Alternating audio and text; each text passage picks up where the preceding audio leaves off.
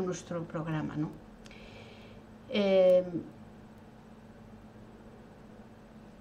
La primera cuestión que se nos plantearía en este asunto de los animales es si los animales tienen alma, porque para que ese alma continúe en el más allá, deben de tenerla. Muchas discusiones se han generado en uno y en otro sentido. Esto es normal en la humanidad. Siempre cada uno de nosotros queremos que nuestra opinión prevalezca sobre la opinión de nuestros hermanos, que quede siempre por encima. A veces el menos cuidado, lo que menos nos preocupa, es que lo que estamos diciendo realmente sea así. Y desde luego no solemos hacer ninguna afirmación al respecto de decir, bueno, esto creo que es así, lo cual ya sería mucho. Pero no, nosotros afirmamos siempre que 2 y 2 son 4. No cabe duda que en nuestro mundo 2 y 2 son 4, pero ¿y en otro mundo, en el mundo espiritual, serían también 4? No lo sabemos. Pero nosotros, lejos de admitir que no lo sabemos, afirmamos con toda rotundidad y seguridad que a veces, si nos escuchásemos a nosotros mismos, yo creo que algo se nos pasaría por el cuerpo. Damos miedo a veces. Cuando volvemos a escucharnos, nos damos miedo de, Dios mío, ¿cómo yo he podido afirmar una cosa así o negar una cosa así? Cuando realmente nada avala mi afirmación o mi negación. Fuera parte de esta cuestión de orgullo y vanidad de nuestra generación humana, tenemos que pensar una cuestión. Los espíritus superiores, contestando a Allan Kardec en la codificación espírita, ellos afirman, ¿verdad?, que todos, absolutamente todos, vamos desde el átomo hasta el ángel. Ahí tenemos el mineral, tenemos el vegetal, tenemos los animales y por último los hombres, y ya luego en la escala superior los espíritus puros o ángeles, como Jesús, como es el caso de nuestro Cristo planetario, que es Jesús. También Daniel Delan, afirma en uno de sus libros que, libros espíritas, me vengo a referir, afirma que el espíritu duerme en el mineral, sueña en el vegetal y despierta en el animal.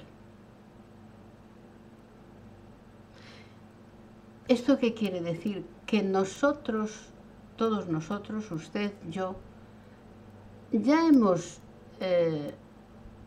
estado en esos grados evolutivos. No significa, no me malinterpreten, porque de esta tremenda cuestión vienen muchas afirmaciones y negaciones en sentido contrario y afirmativo del alma a los animales. Y vienen por una mala interpretación. Claro que los espíritus dicen, evidentemente, que los animales no tienen espíritu. Pero no porque no tengan un principio espiritual, sino porque el espíritu, por definición de los propios hermanos superiores Allan Kardec, se le denomina a esa fase del principio espiritual, pasa a ser espíritu cuando ha tomado todos los aprendizajes desde los minerales pasando por los vegetales y por los animales. Y luego, en medio, antes de pasar al estado de espíritu, pasa por otras fases intermedias, pero ya en el plano espiritual, que son esas fases que se corresponden con, entre otros, a lo mejor tenemos más grados, pero lo que muchas culturas denominan elementales. Los elementales son espíritus que están a caballo entre la animalidad y la hominidad. Y unos son de un grado muy inferior de la escala animal y otros son más elevados y están a caballo entre las dos. Es como un estagio, como una evolución entre la animalidad y el hombre, pero ocurre en el plano espiritual. Todos hemos oído hablar de los gnomos, de los diabrillos, de los faunos, de los enanos, de la floresta, de los bosques, en fin, todas estas criaturas que a nosotros nos parecen como míticas y mistificadas. Pues no lo son, no lo son. Son espíritus que están aprendiendo, que están evolucionando, que están ayudando también a evolucionar a minerales, vegetales, animales y hombres también, como no. Y están ahí, pero en el plano espiritual. No están los denominados seres elementales, no se reencarnan, pertenecen al mundo espiritual, no pertenecen al mundo físico, si bien su labor y su trabajo se realice en el plano físico, insisto, para ayuda de animales, hombres y de otros seres vivientes en nuestro planeta. Pues bien, en este lío de conceptos, los espíritus lo que nos dicen es que el espíritu, como tal, solo se denomina a aquel estado del principio espiritual en que ha recogido ya todos los aprendizajes anteriores en el reino animal, vegetal y mineral. Y entonces adquiere la conciencia, el pensamiento continuo, y ahí nos encontramos con el espíritu. Por lo tanto, nosotros, en realidad, tal y como somos, no hemos sido nunca animales, ni vegetales, ni minerales. Pero, tal y como éramos, principio espiritual, aún no individualizado, por lo tanto, aún no espíritus, hemos pasado por todas esas fases.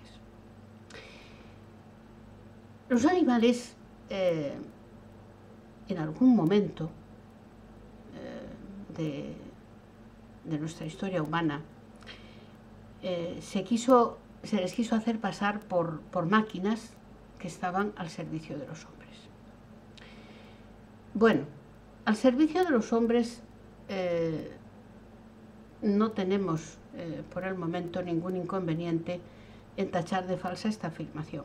Lo de máquinas sí podemos tacharlo de falso, porque una máquina no tiene sentimientos, no tiene reacciones inteligentes, y los animales sí los tienen. E incluso vamos más allá, los vegetales también los tienen. Se ha comprobado a través de experimentos científicos en distintas universidades del mundo que los vegetales, a pesar de que su principio espiritual está soñando, como nos decía Daniel Delan, aún así reacciona a energías. Esto se ha comprobado. Y los animales también reaccionan a energías. El otro día paseaba yo con mi perro, hace 2 días, y me detuvo en la calle un muchacho que me explicó que él tenía una perrita, también Bull Terrier inglés, y se admiraba de que mi perro fuese tan manso y nada violento. Me preguntaba si mordía. Yo le dije que no, que había mordido zapatillas y de esas cosas, lo típico cuando les están con los dientes, pero no como una reacción defensiva hacia nada ni hacia nadie, no muerde, no. Y él se extrañaba porque su perrilla sí que muerde. Claro, no comprendía. Y le dije, mira, tú debes de examinar, en primer lugar, debes de examinar el ambiente que hay en tu casa. No si estoy yo solo. Digo, bueno, solos nunca estamos, le dije yo. Pero bueno, aunque estés tú solo, tú tienes unos pensamientos, tienes unas reacciones anímicas, tienes unos sentimientos y esos sentimientos se expanden en forma de energía por la casa y el animal capta esas energías, las capta y en su virtud puede mejorarles o empeorarles el carácter. Dice, es que yo le pego. Digo, esa es una gran equivocación por tu parte. Un animal no hay que pegarle, no es necesario pegarle. Eso es como pegar a los niños, no es necesario. A los niños hay que ser firme y dar buen ejemplo. Con los animales ocurre lo mismo. Tú tienes que hacerle ver de algún modo que no debe de morder. Claro, esta persona se quedó como pensativa, como yo se lo noté, se lo leí en su frente, lo tenía escrito, esta mujer se piensa que yo soy una persona violenta. Y le dije, no que tú seas violento, no, sino que se respire un ambiente que sea de desequilibrio, ya es bastante para que ese animal se desequilibre y crezca mal, o que haya sido retirado de su madre demasiado temprano, también puede ocurrir, pero siempre hay un motivo, no existe un efecto que no tenga una causa. Como vemos, ellos absorben, son capaces de sentir las energías que hay a nuestro alrededor, tanto las emanadas de nosotros, sus tutores, como de otras entidades que pueda haber a nuestro alrededor. Nosotros podemos estar rodeados de obsesores espirituales, supongo que nadie se extrañará cuando yo digo esto. Nosotros podemos estar rodeados de espíritus obsesores del mundo espiritual. Y los animales, no que los obsesores vayan a hacerle daño a los animales, al animal que nosotros tenemos a nuestro lado, sino que el propio animal puede captar esas energías pestilentas, esas energías enfermizas y le pueden afectar a él, claro que sí. Entonces, ahí vemos reacciones emotivas y anímicas. También ellos manifiestan, si nos fijamos, si tenemos animales domésticos en casa, ellos manifiestan sus preferencias por unas personas y otras personas un rechazo total, sin que les hayan hecho nada que nosotros sepamos. Pero claro, ocurre que algunas veces una persona puede hacer aflorar recuerdos en el animal que de una situación que lo pasó mal, o que la persona muchas veces no hace falta ir a otras vidas, ha sido en esta vida. Yo me acuerdo que tenía un gato que era muy bueno con todo el mundo, excepto con una amiga mía. Y esa amiga mía, cada vez que llegaba ella, el gato se marchaba, no querían saber nada con ella. Y era extraño porque Guti, que así se llamaba el gato, se llamaba igual que el que tengo ahora, con todo el mundo era de lo más amable, llegaba a cualquier visita que nunca lo hubiese visto y él se ponía primero a su lado y luego terminaba en el colo de las personas.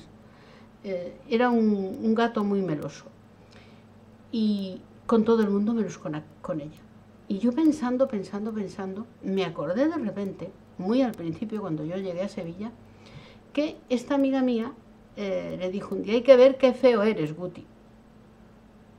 Bueno, pues yo me acuerdo que tal y como se lo dijo, como si él entendiese, él se apartó y nunca jamás se volvió a poner al lado de esa amiga mía. Yo no sé deciros si realmente entendió lo que le dijo mi amiga, si lo que captó fue la vibración con que se lo decía.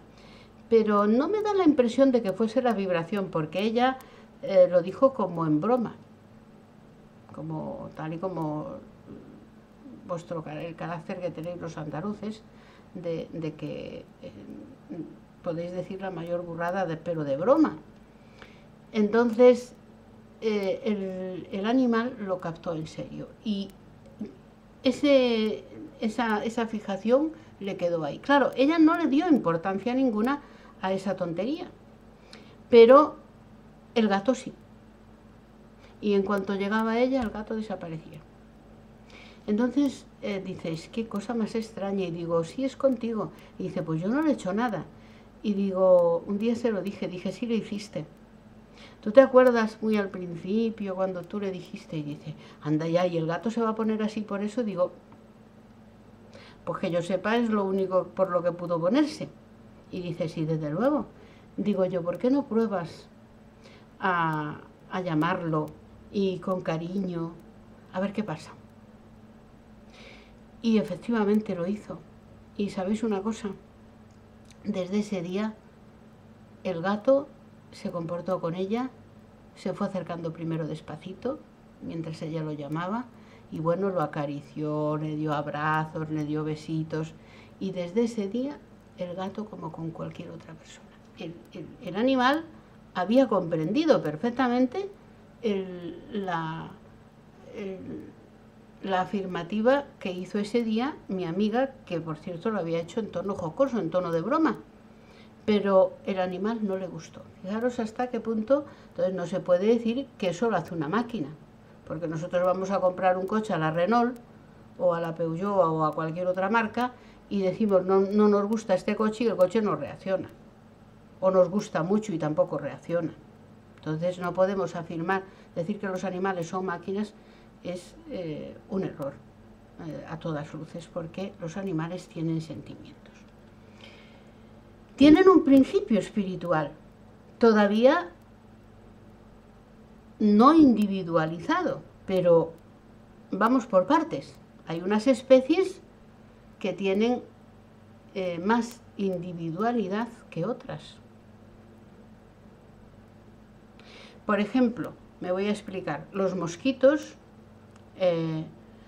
los peces pequeños, los roedores, no tienen una personalidad tan marcada como los perros, los gatos, los caballos, los delfines o las ballenas, ¿vale? Pero cuanto más el animal está evolucionado, más marcada es la individualización. De hecho, los animales más evolucionados, como son los canes, los gatos, los caballos, los perros, ellos tienen por así decirlo, su tutor espiritual, mientras que aquellas especies menos individualizadas, el tutor espiritual lo es, pero lo es en conjunto de ese grupo de animales de la manada, por así decirlo. Y los animales salvajes ocurre lo mismo. Son los animales domésticos y aquellas especies más evolucionadas, como los perros, los chimpancés, los gatos, caballos, etcétera, que son más individualizados. ¿Por qué? Porque ellos van teniendo, al ser más evolucionados, tienen un carácter más marcado, se distinguen más los unos de los otros. Podemos fijarnos en las razas de perros, que tienen muy distinto carácter, incluso dentro de la misma raza. Mayor individualización. Los gatos ocurre lo mismo, los caballos también. Y todos aquellos animales que ya tienen una mayor evolución tienen un rasgo de individualidad mucho mayor que aquellos que viven, reencarnan e incluso desencarnan en manada, en conjunto, ¿no? Pues de esta cuestión también se deriva el hecho de que, aun teniendo poca o mucha individualización, los animales están siempre asistidos en la desencarnación. Siempre. Tanto que desencarnen en grupo como que lo hagan individualmente. Tanto que desencarnen de una enfermedad como de un accidente, como de la eutanasia. ¿Y qué pasa con la eutanasia en los animales? Mirad, los principios de causa y efecto es una ley universal, eterna e inmutable. Entonces también afecta a los animales, ¿cómo no? Y a los vegetales y a los minerales. A todo lo que existe en el universo afecta la ley causa-efecto, pero lo hace de distinto modo. Y en los animales no tiene un rigor tan importante, puesto que, como en nosotros los espíritus, los hombres. ¿Por qué? Muy simple, porque nosotros tenemos conciencia. Desde el momento en que somos espíritus, tenemos un pensamiento, somos capaces de relacionar unas cosas con las otras, unos pensamientos con los otros, y sobre todo tenemos conciencia, esa guardiana de nuestro comportamiento, en la cual llevamos inscrita la ley de Dios. Entonces, al tener conciencia, ahí funcionan con mucho más rigor los principios de causa y efecto. Pero en los animales no, porque ellos no tienen conciencia, ellos se rigen más que nada por el instinto. Ellos atienden a las necesidades primordiales, a las necesidades inmediatas. A nuestro perro no le preocupa lo que va a comer mañana, a él le da igual. Como nosotros no tengamos cuidado de que mañana tenga su ración, él le va a dar igual, él es capaz de comer hasta reventar hoy, hasta que no pueda más. Ya que mañana no tenga que comer, eso le da lo mismo. Quiero decir, por lo tanto, no teniendo mecanismos para controlar sus reacciones, no puede la ley causa y efecto exigirles momentos de tanto sufrimiento como a nosotros, los espíritus, que sí tenemos conciencia, y una reflexión en el último momento, por un sufrimiento derivada de un sufrimiento muy grande, pues puede hacernos cambiar y tanto que no volvamos a caer en esa acción. Pero un animal por el hecho de estar ahí sufriendo, cuando se sabe que no hay esperanza de que viva, él no va a llegar a conclusiones ni a reflexiones especiales, porque no puede, por imposibilidad de su mecanismo cerebral. Por lo tanto, tener un animal sufriendo cuando no hay esperanza de vida, pues no está bien. Entonces la eutanasia en los animales no es un crimen. Ahora bien, cuidado, digo cuando no hay esperanza, y eso lo tiene que decir un veterinario. No que el dueño, como muchos, o tutores, para mí nadie somos dueños de los animales, puesto que los animales son criaturas de Dios y son nuestros hermanos, y como muchos somos tutores de ellos, llegue y vaya al veterinario y le diga que le molesta mucho el perro, porque, como una amiga mía, que dijo que iba a dormir el gato, cuidado con la expresión, porque es que le estaba meando en casa. Digo, el gato tendrá que mear, ¿no? Y dice, sí, pero es que me orinan los zapatos, es que me orinan no sé qué. Y digo, pues ponle un arenero, déjalo en una habitación donde no tenga más remedio que ir a orinar al arenero, porque no haya otro modo, y así poco a poco intenta, no sé, intenta acostumbrarlo, pero no lo mates. Bueno, no me volvió a hablar del gato. En tiempo y forma surgió la conversación y bueno, le hizo la eutanasia y lo llevó a un veterinario. No sé qué tipo de veterinario sería ese hombre, porque lo que cometió es un asesinato, no es otra cosa.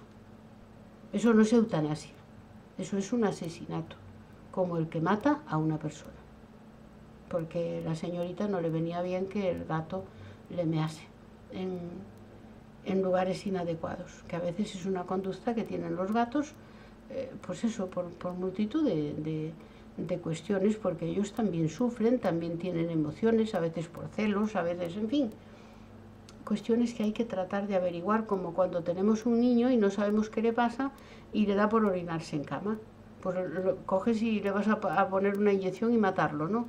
No será del caso esto en una persona humana estaría prohibido, porque en los animales tiene que estar permitido. Entonces la eutanasia en los animales es para aquellos casos en los que el propio veterinario, el profesional, que es el único adecuado para decirlo, nos dice que no hay ninguna esperanza de que sobreviva. Entonces es inútil tenerlo ahí sufriendo. Y en el momento, ¿qué ocurre en ese momento? Hay muchos libros que relatan sobre estas cuestiones ya en el mundo espírita, pero a mí los que más me han gustado son los de un muchacho que ya retornó para el plano espiritual, que se llama Marcel Benedetti, que era veterinario y era además espírita, y él era medium, y a través de él pues psicografó varios libros que le dictaban entidades que trabajaban en colonias espirituales que reciben animales que desencarnan en el plano físico. ¿Y por qué no debemos meter nuestro animal cuando no hay más remedio que hacerle la eutanasia? ¿Por qué no lo debemos meter en manos de cualquiera? Pues mirad, muy sencillo. Un veterinario, lo primero que hacen cuando no hay solución para ese animal, pues es ponerle anestesia. Y en ese momento el animal, como cualquier humano, como cuando los humanos nos operan y nos ponen anestesia, pues se desliga el espíritu del cuerpo.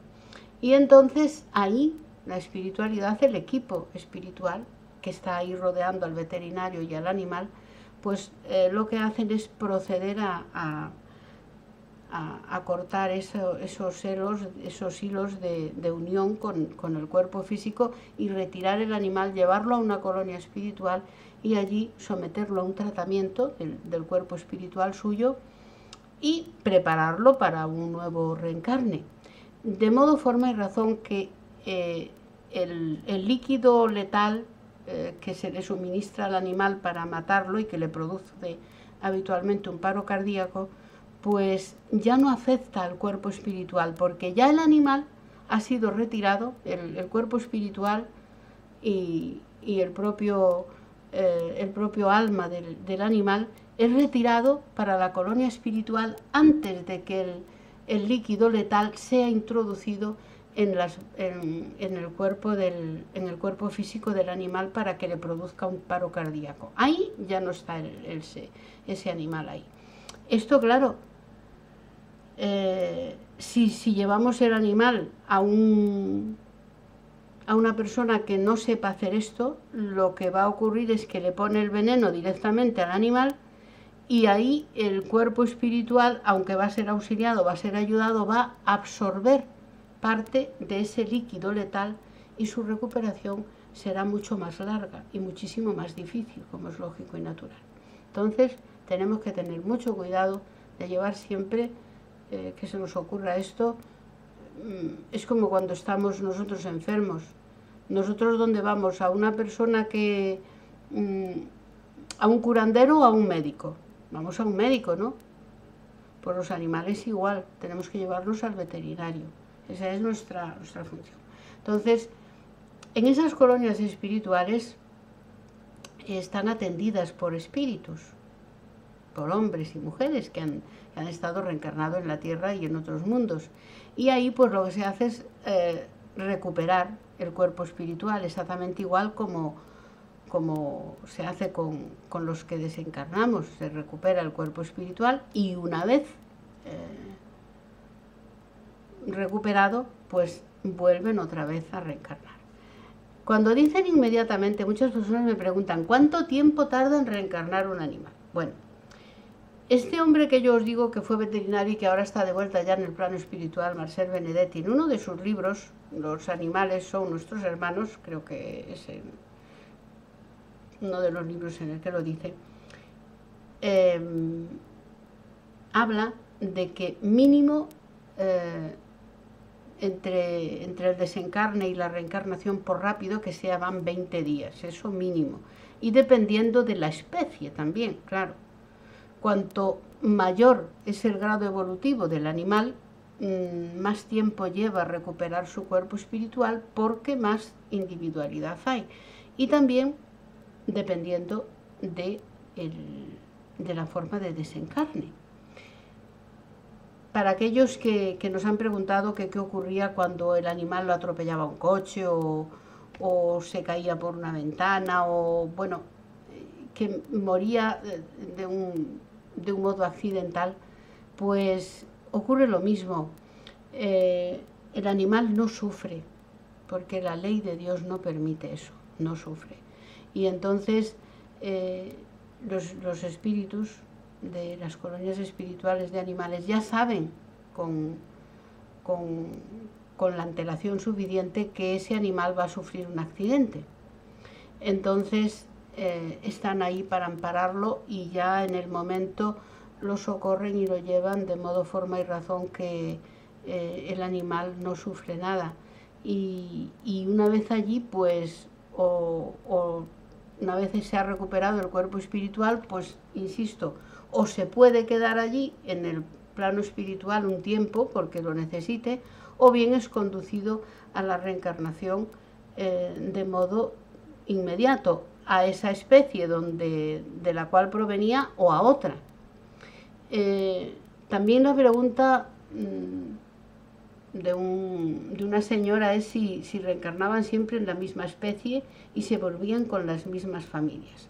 Bueno, no hay una regla fija para la reencarnación, lo hemos dicho muchas veces, ni de los espíritus, ni de los hombres, ni de los animales, ni de los vegetales, no hay un plano fijo y rígido, no.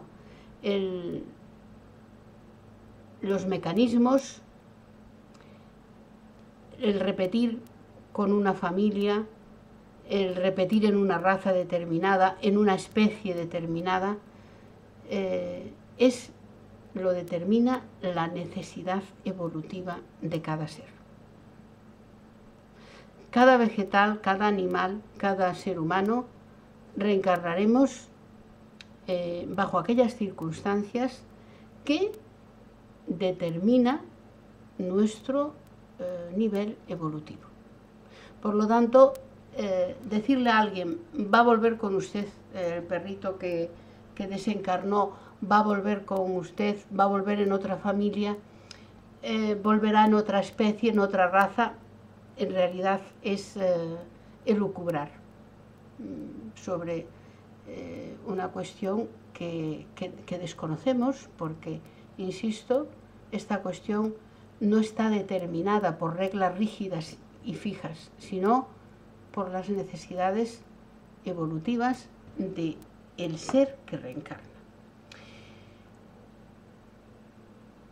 Yo supongo que quedarán muchísimas dudas, muchísimas cuestiones, pero también otra cuestión que nos preguntaba una persona era si los animales que morían en el matadero, si es verdad que llevaban como un rencor, como un odio, y que luego las personas que tomaban esa carne podían ser víctimas de tumores cancerígenos, de enfermedades causadas por esa energía terrible que quedaba ahí acumulada en el cadáver de los animales.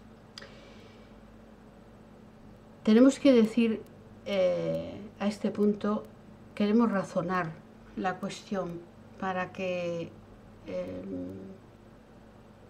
no haya malas interpretaciones. Los animales piensan, los animales sienten, y los animales, lo que sí tienen, yo he comprobado por mí misma, es que tienen un sentido muy desarrollado de percibir lo que pensamos. Lo he comprobado cientos de miles de ocasiones, porque yo siempre he estado rodeada de animales y he comprobado que perciben absolutamente todo.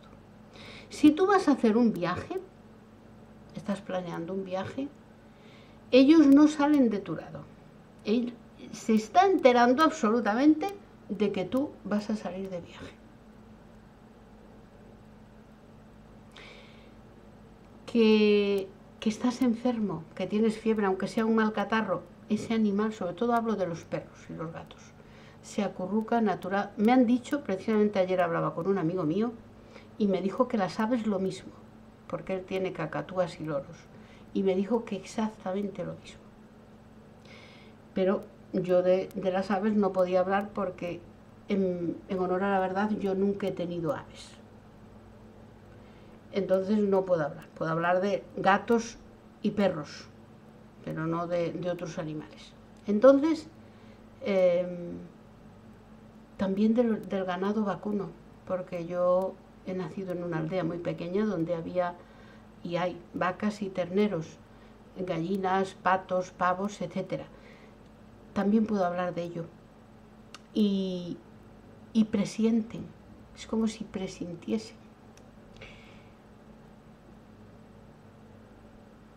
Yo he ido nada más, he estado una vez en una feria de ganado, allí en donde yo nací, en el ayuntamiento donde yo nací, porque yo no pude soportar la tristeza de todos esos animales que estaban allí, de todos esos terneros en su mayoría, para ser vendidos y dirigirse al matadero. Yo me tuve que ir de allí. Yo no podía soportarlo. Y todas las veces que volví, ya conociendo el espiritismo, ya con la mediunidad equilibrada y todo, aún así seguía sintiendo la tristeza de esos animales, de sus hermanos. Entonces, comprendiendo que los animales no tienen pensamiento continuo, pero sí piensan y sí tienen sentimientos, podemos comprender que en el momento en que sienten que se dirigen hacia el matadero, hacia la muerte, y que los han entregado quienes ellos confiaban en ellos, porque los terneritos desde pequeños, desde que nacen, están jugando, saltando y brincando al lado de su amo, igual que un perro, es lo mismo. Yo estoy harta de verlos. Y ese ser en el que llevan unos meses confiando, o un año, o dos, ese ser los entrega de repente a la muerte. ¿Cuál sería nuestro sentimiento? ¿Qué pensáis? ¿Pensáis acaso que el de ellos es menos? Y el pensamiento es energía, esto está claro. Entonces, lógico es que esa energía que rodea al animal, energía deprimente ante la muerte, además el cómo se realiza es horrible, no voy a describirlo porque no puedo.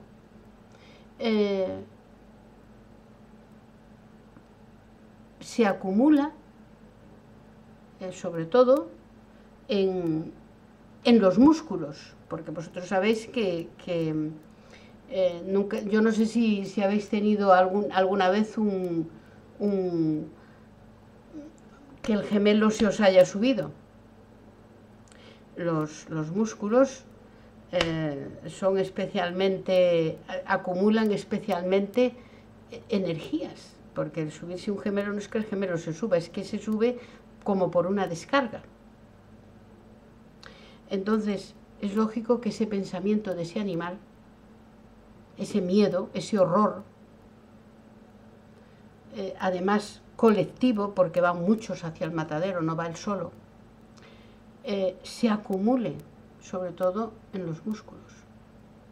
Y que mañana el que consuma esa carne está consumiendo esa energía tremenda. Y que la energía no se destruye. Esto lo hemos estudiado en física. Se transforma. Y va hacia algún lado. Nosotros tenemos dos tipos de células, las células del cuerpo físico y las células del cuerpo espiritual. Las células del cuerpo espiritual son de naturaleza electromagnética. Luego, si yo estoy ingiriendo células, porque la carne es células, sea de pescado, sea de carnívoro, o de herbívoro, me da igual, cargadas de energía, van a distribuir esa energía que llevan entre la energía de mi cuerpo espiritual.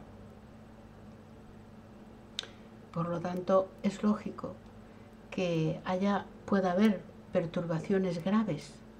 Claro, si eso solo se hiciese un día, una vez en la vida, o 2, o 3, o 10, pero ¿y el que come carne todos los días? O pescado. Imaginaros el acúmulo de energía deletérea, porque el pescado pasa lo mismo, el pescado se ve ahí dentro de la red, muy feliz no va a estar, no es tan consciente, no ocurre como con los herbívoros, no son tan intuitivos, pero depende, porque yo he visto por ahí, por los supermercados, filetes de delfín. Y el delfín es uno de los animales más inteligentes. Cuando se vea herido de muerte, no va a pensar, no, que va. Por lo tanto, a eso se refieren esos libros que nuestra amiga leyó y afirmaban que no debía de comerse carne, inclusive por nuestra salud, ni carne de animales, ni herbívoros, ni peces, ni mamíferos, por ese motivo, ¿no? Por el motivo de las energías que enfermizas de odio, de rencor, porque los animales tienen, según manifiestan el amor, también tienen odio, igual que nosotros. Y esa energía va para algún sitio, no se destruye. La energía generada por ese pensamiento de odio, de rencor, de rabia, de impotencia, que deben sentir esos animales que van camino del matadero, o esos delfines o esas ballenas cuando son alcanzadas por esos arpones asesinos, eso va a alguna parte, es energía. Por lo tanto, es así, es así, es así, e insisto, numerosas obras psicográficas lo afirman, y la propia codificación espírita también lo afirma. Los animales no son máquinas, sienten y piensan, cuidado.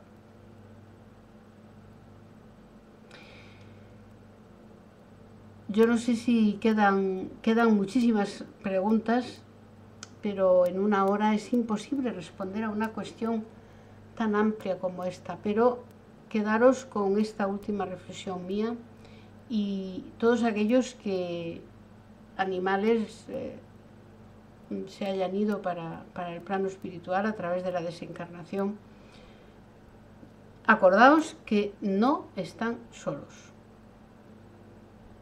jamás.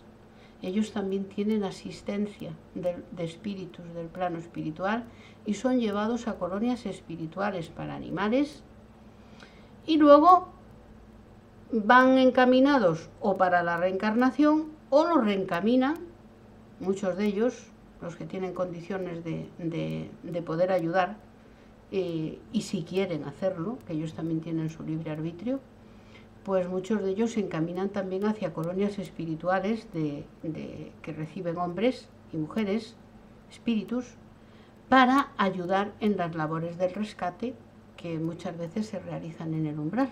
Nosotros hemos podido leer esto en muchísimos libros,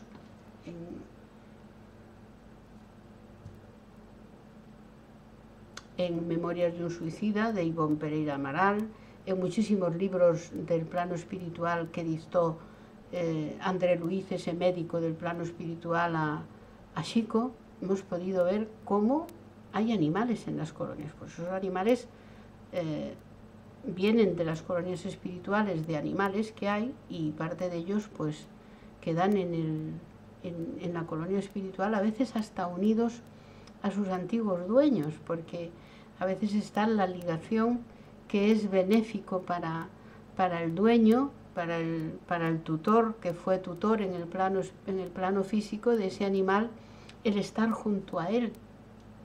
Y en los desdoblamientos del sueño, vosotros sabéis que yo os he dicho muchas veces que nosotros, cuando nuestro cuerpo duerme, nos desplazamos al plano espiritual, y allí tenemos vivencias, tenemos encuentros con familiares nuestros que ya no están en el plano espiritual, con otros espíritus amigos que todavía no han reencarnado o que ya no lo harán en la tierra, etcétera, etcétera. Pues con los animales en menor medida, y dependiendo del grado evolutivo del animal, también ocurre lo mismo.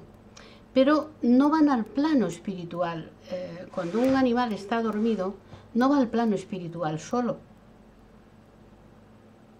Va siempre acompañado de su tutor, o como le llaman vulgarmente las personas, de su dueño. Es decir, ambos los dos caminan por el plano espiritual. Os voy a contar una historia ya por último, que me sucedió hace poco, que un muchacho que vino aquí al centro espírita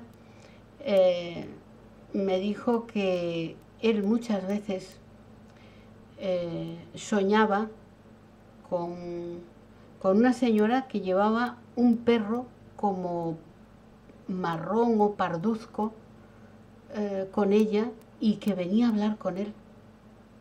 Y cuando este muchacho vino al centro espírita, la primera vez que nos vimos, que él venía de un pueblo aquí de Sevilla, dijo: usted es la mujer del perro.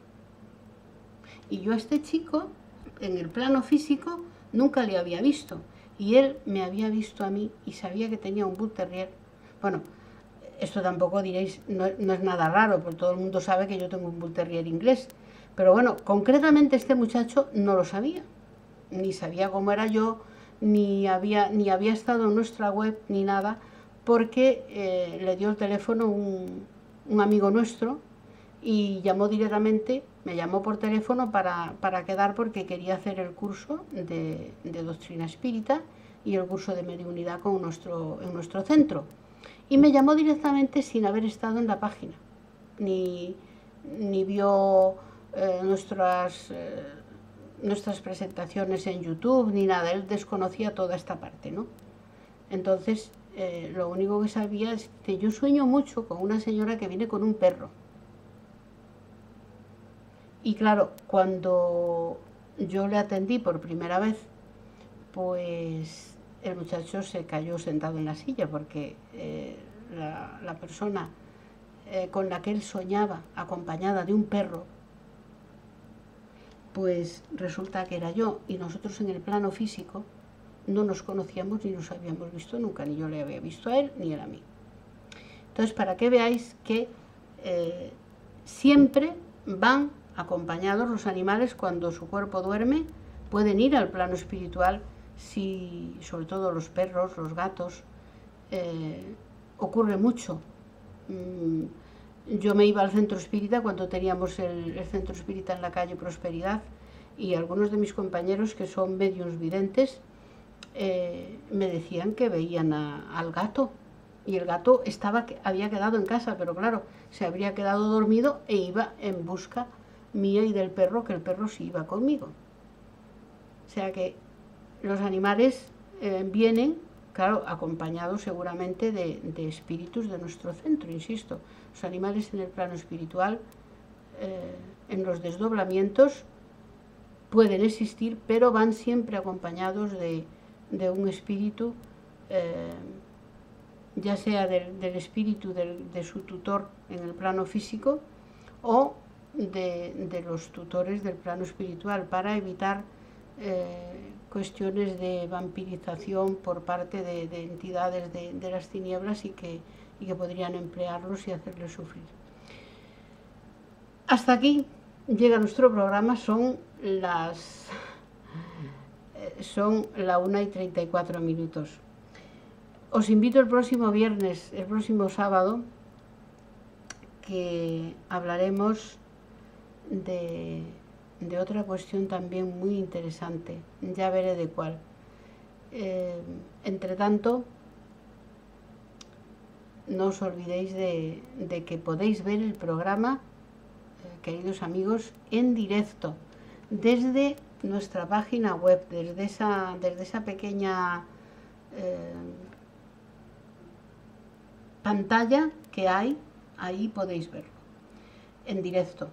Entráis justo a partir de las 11:30 y ahí me veréis en directo. Bueno, nada más y hasta el próximo sábado, si Dios quiere.